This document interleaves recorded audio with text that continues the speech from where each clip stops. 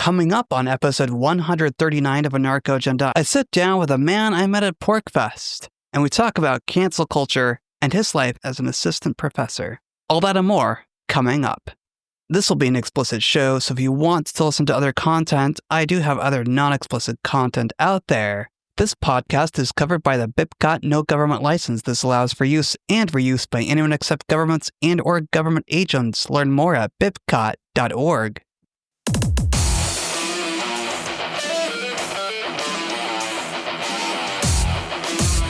When I was at PorcFest this year, I met some really interesting people, one of whom I will introduce to you on this episode of Anarcho Agenda. First, though, a word from my advertiser.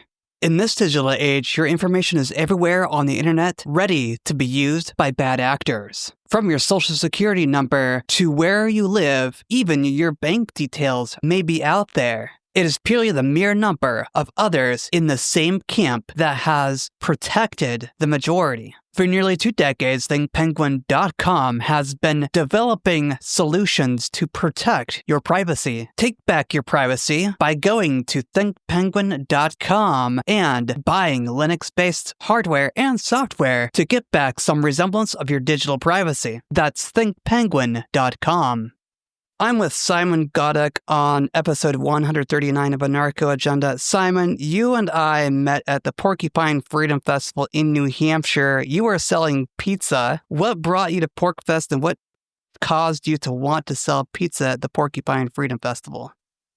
Yeah, hey, thanks for having me, Riley. So it was my first time at the PorcFest. So I've been there before, and I got invited as a speaker. So I was going there with my wife, and I wanted her to meet some libertarians because there are hardly any libertarians in Brazil. So we went there, and she was always like, "Hey, we should buy a pizza oven." And these pizza ovens you buy in the States, like the nice ones, they cost like 5-6 times more here in Brazil due to tariffs and whatever, Right. So we were just like, okay, let's get a pizza oven, let's bring it back to Brazil. And then we had the idea, okay, if we already have a pizza oven there in New Hampshire, why don't we just bake some pizzas for ourselves? And then the idea arose that, well, we can just bake pizza for everybody and have some nice debates. So that's why I was actually selling pizza. I will not do it again. It takes the freedom to walk around a lot, because at some point everybody wants to have pizza. And you kind of feel like you have to be there and baking pizza. And doing this for a couple of days is kind of tiring. I don't know how people can do this as a full-time job all the time. Yeah, I imagine it's fun. I imagine it's pretty tough just to sell pizza and try and manage it. But you could always hire somebody. Yeah, I could. But I think at PorcFest, I think the possible profit with one pizza oven is like limited, Yeah, I imagine so. Yeah, we got the oven back. We paid it by selling pizza there. It was the last time selling stuff on a festival. It was fun for once, but I prefer walking around, talking to people. I didn't have that much opportunity this time. What were you speaking about at PorcFest? Mainly about my life in the jungle in Brazil and how COVID made me self-sufficient. Before this, I was a assistant professor, scientist at a Dutch university, and then COVID hit, and I said things they didn't like. Stuff about masks. Actually, it was still the mask area. It was like, okay, masks at work and stuff like this. They didn't appreciate that. What sorts of things were you saying that they didn't like? Because it seems like the scientific method, at least science in general, should allow for exploration of ideas. Now, that's what you think. Actually, that's what even the people I worked with thought, but they said, like when they got rid of me, they said like that they got a message from the ministry, So that's all I know. This is the Dutch ministry? Yeah, obviously. I don't know who exactly, but they got a message from all the way up, complaints about me. Yeah, all I did was actually just like, questioning things. I wasn't even super conspirational. As if it's a bad word, I was literally analyzing data, governmental data, writing publications based on governmental data, showing that nothing adds up based on governmental data. I was analyzing a PVO process of this PCR protocol showing that the period process never happened. And yeah, I mean, like these things. And I was also explaining, like, hey, why that it's weird that all these Dutch scientists, prior to 2020 said like, oh, masks don't work. I mean, they don't work. I mean, like, it's like throwing sand at a fence and saying like, okay, the fence gonna, sand's not gonna pass the fence, but it's not gonna happen that way. So yeah, I was questioning masks, and I turned out to be right. Of course, I mean, like it's simple physics. It's physics like a fifth grader understands better than these professors. Yeah, they didn't appreciate what I said, and they said like literally to me, Simon, what you're saying is totally correct, but you need to know when to shut the fuck up. And I was like, wow. They say like sometimes you just have to, do whatever is asked you to do and stuff. And I was like, well, I'm a scientist, and that's my field. So Yeah. why shouldn't I be talking about this? No, they didn't appreciate that. And I quickly lost my job. I lost my PayPal, my bank account, and I was just like, fuck it, because I didn't know for how much longer this was gonna take. It was like eventually it was 2 more years, So my wife is Brazilian, so I was just packing my stuff and getting the heck out of Europe. We found a land in the middle of the jungle, far from everything. There was still sanity. Everybody was going crazy, and here was still sanity. Even my neighbors, if you call them neighbors, is like a 20, 30 minutes walk, but still they're neighbors. Yeah. None of them was wearing a mask, not even owning a mask. So if you ask them mask, they're like, mask what? They're as isolated. Sure. I imagine when you're isolated like that, a mask isn't going to be something you're going to think about. You might focus on being healthy and maybe washing your hands and taking care of your body, but you're not going to be focusing on walking around with a mask. Yeah, I mean, like, on. yeah, these people, they're hunting boars. They're like confronted with deadly spiders and snakes on a weekly basis. Do you think they're afraid of like the sniffles? No, they're like, what the heck, Most of them got the vaccine, but just like because the government told them so. Here in Brazil, it's a bit different. So if you're part of these governmental free healthcare thing, they kind of force you to, but it's not really forcing. You can say no, but they make a big deal out of it. So I know of one neighbor didn't take it. The other two took the vaccine, and both of them had a heart attack just the day after. Wow. So they bought the vaccine, and yeah, one of them said like, Simon, next time I'm going to listen to you, because I told him don't take the vaccine. But his parents, elderlies, they were like, oh, you need to take it before you visit us. And he took it the next day. He almost died here in the jungle due to a heart attack. It's super crazy. Yeah, at least I'm happy I didn't take anything. My wife didn't take anything. We're the only ones. Her parents took it, and her mom had heart issues. She went to hospital, and her father is now in hospital with heart issues. That's what the vaccine is doing. And I'm like, I'm here just like surrounded by these couple of neighbors. And of course, my Brazilian family, and like literally everybody who took the vax has heart issues. And some of the heart issues are just like appearing now, which is also worrying. So yeah, I'm happy I didn't take any of that shit. And I just lived my life, when everybody was still freaking out, saying, hey, hold distance, please. We had like big barbecue parties here with all the neighbors, which was fun. I think it was more important to live my life in dignity than to just continue my career and act like everything was all right and play a game of the government. The thing that was frustrating most to me about the vaccines was the fact that they were forced on us by government decree rather than allowing us to make the choices for ourselves. Typically, a flu vaccine is your choice. But with COVID being a pandemic and all, it was forced on the American people by none other than Donald Trump. And people forget that. Yeah. Operation Warp Speed. He's so proud of it. I mean, like I said like a couple of weeks ago, that he saved millions of people by making the vaccines available. I was like, what the fuck? He's still saying that, and all the information is out there showing that it's not true. I'm very disappointed with him, but I mean, let's not make the space or like not make the podcast about Donald Trump. Yeah, we can spend all day talking about Trump. All the pedophilia stuff. Exactly. Yeah, there are better things to talk about. You said that COVID made you more self-sufficient. Tell me more about that. Yeah, so I mean, like, electricity wise, I'm 99% self-sufficient. So I have, I got this land with 2 ruins on it. One was like a semi-ruin, half of a ruin. It was like a house, but like, it was raining inside and all this stuff, lots of mold. And the other one was truly a ruin. The one down at the stream where I'm right now, I turned to a podcast studio and to a gym and to a barn, kind of. I mean, like the chicks are here and the grown up chicken on the coop. And the house up the mountain is, we've renovated to a very high degree. So new, we put a new roof. We installed solar panels, 11 kilowatt hour peak, which is a lot. And I got batteries with a net capacity of 25 kilowatt hours. 25 kilowatt hours is a lot to be fair, because you have to take into consideration the sun is also shining at least around 12 hours a day. You have daylight. So this would mean you have 2 kilowatt for the whole night. And I mean, like, who's using 2 kilowatt at night? So probably we have a demand of 500 watts per night. So yeah, we are almost totally self-sufficient there. Only when it's like, you have these weeks in Brazil during the rain season when it's like raining cats and dogs for like a couple of days. And that's when, you might run out of batteries. So in case the sun is not shining any minute, it happened. So I have a generator of 3 kilowatt capacity.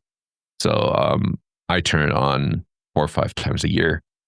So this is the 1% of self-sufficiency that's missing. And we installed like a small hydro power system at the stream, but still not totally connected. I'm still working on some tweaks here. But so electricity wise, energy wise, I'm very self-sufficient, and food wise almost as well. So actually I could be 100% self-sufficient. I am, but there's of course stuff you want to eat that you don't create, on site. Sure. For example, raw milk and beef. So I get it from a neighbor. He has cattle. So I get from him raw milk every 2 or 3 days, like super fresh, still warm when I buy it, Oh wow, that sounds amazing. Yeah, I drink half a liter of raw milk sometimes. So yeah, when I work out, during workout, I drink half a gallon usually. It's better than any protein powder. And I also buy beef locally. We could put a cow here, but we decided not to because sometimes we like to travel and stuff. So it's easier to just have chicken and have one neighbor just like collecting the eggs once per day. And we have 30 chicken. We're going to get it up to 50 or something. So we also use the eggs to trade. So we can say, hey, I got like 12 eggs for you. Can I have a gallon of raw milk, What are the gold backs at Porkfest? is like the eggs in the jungle. So we just use it as a currency. Yeah. How did you hear about goldbacks? I think 12 years ago when I was at Porkfest, everybody was like paying with goldbacks. I think you can only pay on Porkfest with goldbacks. I've never seen any other place. Even this, the Lancaster, like the town where Porkfest is, located once per year. I was there at the supermarket and I asked like the cashier, can I pay with goldbacks? And she was like, what? So, just like 2 or 3 miles from Porkfest, and like nobody knows goldbacks. So to me, it's just like it's fun actually, but I think it's not very convenient. It's not nobody's gonna pay with goldbacks in the future, but it's fun like to pay with goldbacks there. I mean, like in other festivals, you get like coupons or whatever you pay with. So it's better to pay with real gold. And I think like 1 goldback, which is like, I don't know, what's the smallest amount of goldback, was probably $5 or something. Right now, I saw it around $6.70 last time I checked. Oh, what is the smallest amount of goldback bills? Is it $1? I think the half goldback is the smallest. Yeah, and that's exactly. like worth like $3. Yeah, something. Like that. Yeah. So, but so the $3 there have like $1.50 worth of gold printed on the back, whatever you call it. So I mean, like it has some value, much more value than real money, than fiat. So like it's still fun. And I mean, like if at some point nobody's paying with goldback anymore, you still have value because you still have real gold there. So I think it's a nice idea. But I appreciated more that people at Porkfest were many people were paying with silver, like real silver. That's what I liked because this is like almost 100% of the value of what people pay you. So yeah. The fun thing for that. me about paying with silver and gold backs is that I can feel the silver, I can feel the weight of it, and I can hand it to you and say, I'd like some pizza. But gold backs, gold backs are also fun because, they're pieces of plastic and they actually have real gold in them, and you can hand it to somebody and say, here's some real gold I can hand you. Yeah, I totally agree with you. And I wish that more people use it. Maybe one day, but I doubt it. But at least at PorcFest, people accept it as a payment method. And it's real gold. And I still have a couple here in Brazil. And I show this to people and they're all like amazed. They all love it.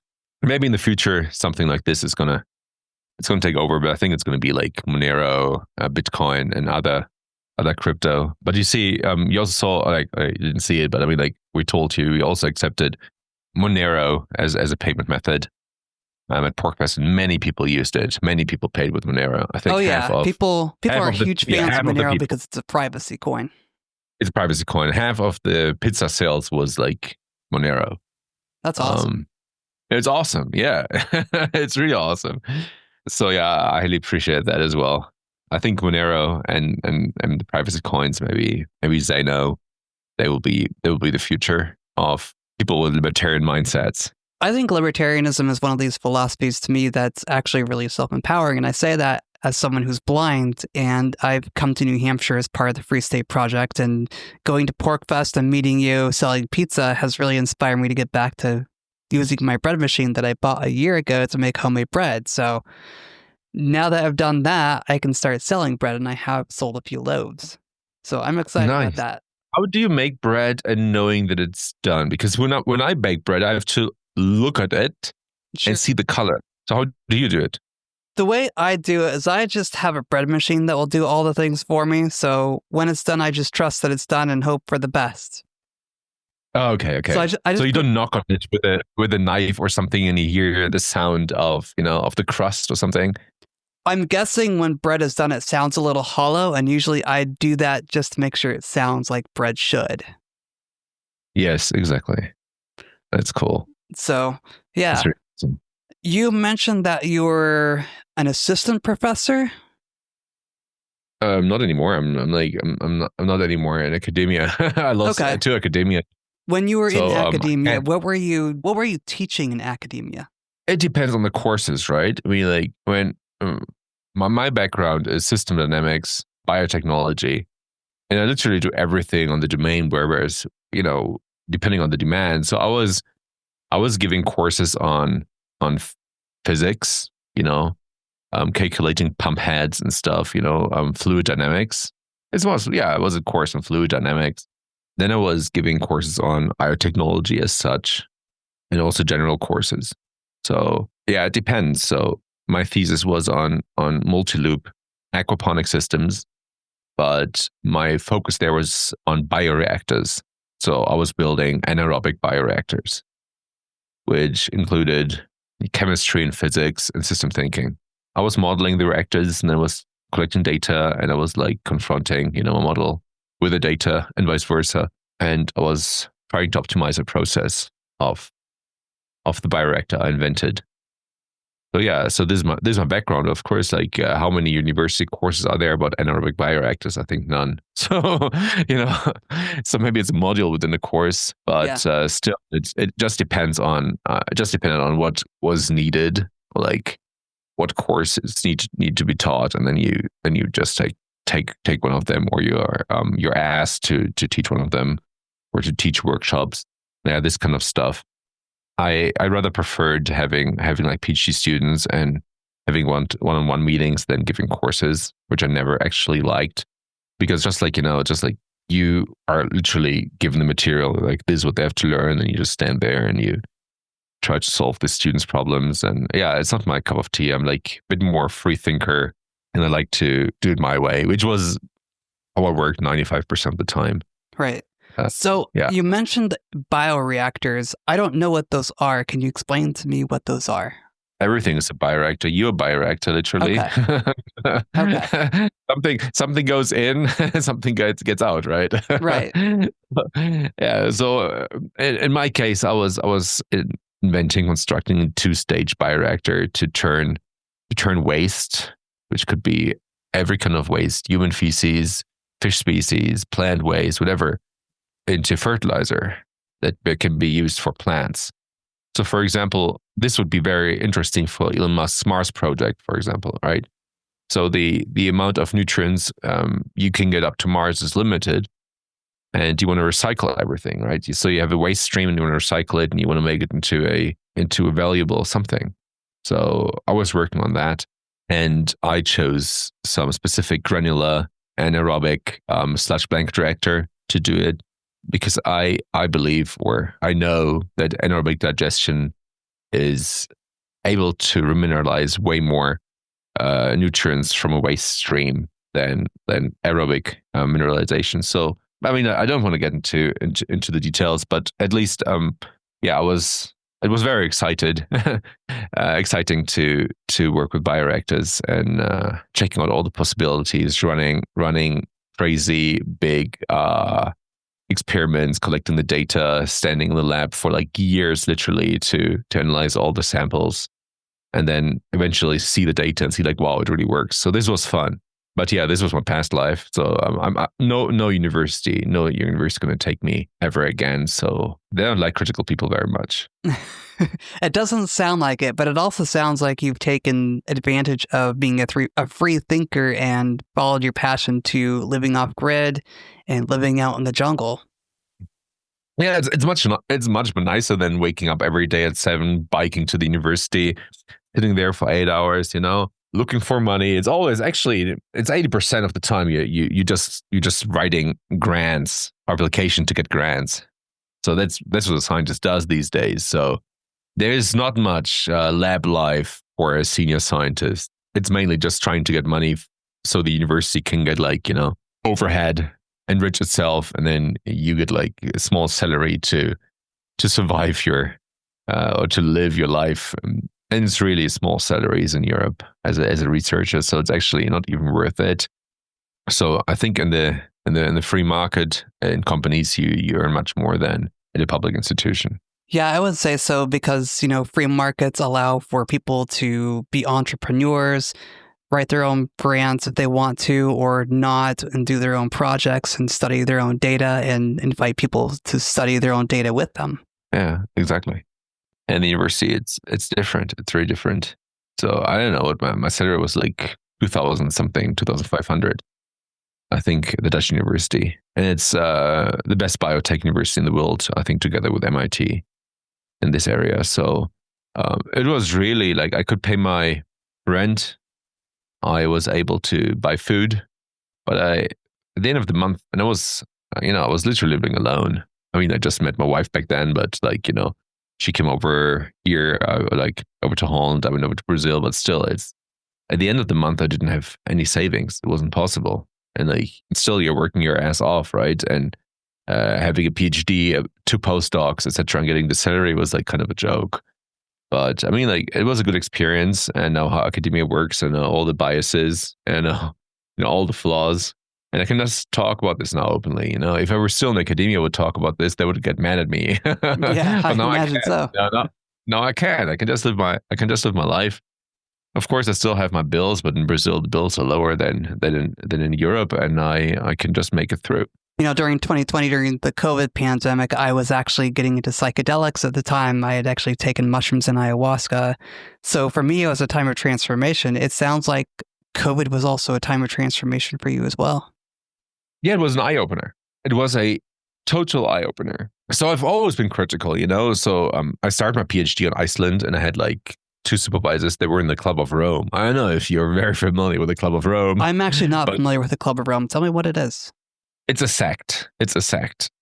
And they try to steer public opinion. So actually, the Club of Rome are the people behind the myth of man-made climate change. So they started with this. They started this myth and said okay, CO2 is causing global warming, and we're all going to die. That's Club of Rome. And yeah, so my supervisors were like people. They were part of the Club of Rome. They're not many members, so they were quite influential. We were learning how to write models, how to identify causal loop relationships. And the professor he took an example of global warming and CO2, and he said like, look, it's a reinforcing loop. So the more CO2, the more global warming, the more CO2 going to get out of there, unless we cut the CO2 somehow. And I was like, wait, why do you think CO2 is the driver of climate change? I told him like, I think, how about the sun? I shouldn't have said that. Well, Oh my gosh, I got would say that literally kicked off university within weeks. Oh wow. And they got so mad at me. I mean, like, not kicked off, so I actually voluntarily left, but they got so mad at me. You cannot imagine how mad they got at me. And I was, wow, this is wild. And so I got this offer from the Dutch university to finish my PhD there, and it's like literally the best in biotech. And I was like, okay, I'm gonna go there and finish my PhD there. So I was always critical, and I'm like, I'm asking these questions. No, it wasn't even. I didn't even want to be disrespectful or something, but it didn't make any sense to me. Like looking at a reinforcing loop and saying CO2 is steering all that. There are so many other factors, and I was just like critical, and and that's the first time I really got in a conflict with scientific agendas. Before that, it was like, okay, I never believed really in climate change. I was like, okay, we might contribute to this to some degree, but like that's about it. And I was always familiar, like plants love CO2. I know the CO2 levels of like 100,000 years ago, 1 million years ago, wherever. So I know also from greenhouse experiments, the more CO2 in the greenhouse, the better it's for the canopy for plant growth. So to me, CO2 is a good thing. We like all life is carbon. So right. Why CO2 is bad? And like this 0.01% that we contribute is like, in the total, is like, okay, does this cause the Earth to die? That's what they say. I mean, this is what they say every couple of years. In 10 years, the Earth's going to be uninhabitable. No, to me, this is bullshit. I mean, like if you look at the past, like the biggest trees, the biggest animals ever were like when we had a multifold of CO2 in the air. Actually, now the CO2 is as low as hardly ever been. So how did life survive, or how did life kind of start or strive or develop with CO2 levels that were so much higher? So to me, this is a bullshit story. And I think every scientist is saying like, oh, CO2 is the biggest danger to us, is like an idiot, and you shouldn't be a scientist. And I mean, even if they're a scientist, you should accept other opinions. You should say, okay, science is based on plurality. So whenever I have a different opinion, we could just talk about this and discuss it. But nowadays, it's like they say, okay, climate-related questions, the science is settled. You're not allowed to question anything. You're not allowed to question anything regarding COVID as well. They said like, oh, masks help, like science is settled. Oh, the vaccine helps, science is settled. Like literally every week they told us again the science was settled on a specific topic. So you cannot question anything about this, anything about the climate, anything about Israel. There are so many topics you're not allowed to talk about. So nowadays it's more like it's easier to list the things you're allowed to talk about than those you aren't. It sure seems that way. And I definitely think that, the Earth has gone through a lot of climate shifts in the 4.6 billion years it's been around. Yeah, of course. We don't have to doubt it. And even if you check and if you then confront these people, it's like there was this medieval ice age, and there was also before that there was like the medieval warm period, which explains why if you go to London or other English cities, there are many streets they called Vineyard Alley or whatever, because a couple of hundred years ago in Great Britain, wine was growing like nowadays in Italy and Spain, because it was much warmer. So how is this possible? It was way before the Industrial Revolution. So why was it warmer? And where does the ice age come from? And why did they say in the 70s that we have to expect a new ice age? So there are so many irregularities, and all these modelers and scientists that never predicted the truth. They always spread whatever information or myth, or actually I have to say conspiracies in this case, that is helping the politicians and the political agenda. And they don't really care about the truth, For example, if you want to get public funding in Europe, you have to write an application, and this application has to contain gender specific issues. So if you include transsexual people, you get the money. I'm not kidding. And you need always you need to show that you have like 50% women on board for a project. And of course, if you're in the area of biotechnology, and which is like 98% male, you still need to get 50% women on this project. If you want to get the money, you have to find the women. So actually, if you're a woman in biotechnology, you will always have a job. People fight for you. If you're a man, it's very difficult to get a job. I can imagine so. It sounds like, if a woman wanted to go into science, she'd be really well off. Yeah, quota. It's a quota. So they say 50% should be women, and every woman literally who is in this field, she can choose. She can choose where she's going to get the money from, because she's going to get it. But guys, it's difficult. So there's lots of weird stuff going on, and the last thing which I found highly disturbing is when the university started having pronouns in the email footer. I mean, I didn't put them, but literally everybody put them. So if your name is Mike something, why should you say Mike something, he, him? Like, what the fuck, If your name is Kim, all right? I mean, like, it could be male or female. All right, put your bloody pronouns, But on the other hand, this footer also contained a picture. So if you're Kim and you look like one had to guess your gender or your sex, okay, all right, put your pronouns. But if it's just like Carl or whatever, don't put it. I mean, like, everybody knows you're male, and in the end, who cares, Right. So yeah, it's weird stuff, and it's. I mean, in the US, there's like this kind of movement that's anti-woke movement, but in Europe, it's getting worse and worse still every year. That's really strange, but I guess different countries do different things. Do you have any final thoughts you want to share? Everybody's asking me these things, and I should actually make a list with final thoughts. I don't know. I have so many thoughts, and most of them are inappropriate. So I don't know what to say. In general, if we keep it in the area of science, I would say, like, always remain critical, and dare to say your opinion, because what they actually want is that nobody is speaking freely anymore on no topic, on no single topic. So they always try to cancel you. Yeah. And, the same people who were like with me on the bodily autonomy movement, on the medical freedom movement, many of them are now trying to cancel me because I'm against the genocide in the Middle East. So it's really weird. It's a really weird dynamic. And never forget, it's always accept other people's opinion. I think that's the most important thing. And always enter a discussion. Never try to cancel someone behind one's back. Right. I think most people, especially on the right, and I think libertarians, we can say we are rather on the right wing. It's possible to talk to many people on the right wing. We saw the Pork Fest. I mean, like, I had crazy and great, like, crazily great conversations with people I disagree with, and we just had like so much respect, and we had great talks, and this should always be possible. But I also heard there were people at PorkFest too who were asking the organizers of PorkFest to uninvite me because of my stance against Israel. Well, not against Israel, or let's say for peace, right?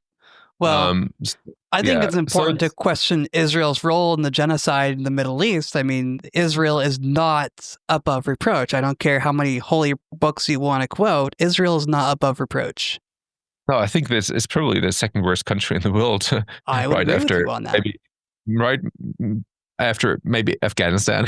Sorry, but like the Taliban, it's fucked up. Yeah. And I would still prefer North Korea, by the way. But it's like, they can have different opinions, and I mean, like, if someone says like, I love Israel, I'm like, okay, all right, you can love whatever you want to, as long as, you don't hurt anyone physically. And I can easily agree to disagree on this topic. But somehow the people who are in the Israel cult, they cannot accept that other people dislike their cult. So, there have been many attempts to cancel me again and my company, etc. Just for me being against genocide. And they say there's some genocide, and like, okay, whatever, they can say whatever they want. The pictures show they show another story. I just feel sorry for civilians who are going through this, and that's why I'm speaking out. But on the other hand, it's very far away from me, the problem. If there weren't these people, also here in Brazil, many people who love Israel because they consider themselves Christians and say, like the Bible says, they're God's chosen people, and that's why they support Israel. But entering a discussion with them, explaining them, they said these are totally different people. Like people in Israel are literally Eastern Europeans, they're not Semites, and it's like, and tell them the whole story. It doesn't work. It's like, it's a cult, and the best thing you can do is just like saying, "Hi, I agree to disagree," and many people of them accept this as well. So you can agree to disagree with many people, but some with which you can't, they are going after you, and it's quite nasty, to be fair. Yeah, I've seen that too. Where can people find you on the internet? I think I'm just on X. I'm not a social media person. I never was. Now I am. Fortunately and unfortunately. Yeah. So actually what all the other people did, all the other influencers have their YouTube, their TikTok, their Instagram. But I have my Instagram, just like the same name, Goddek et al.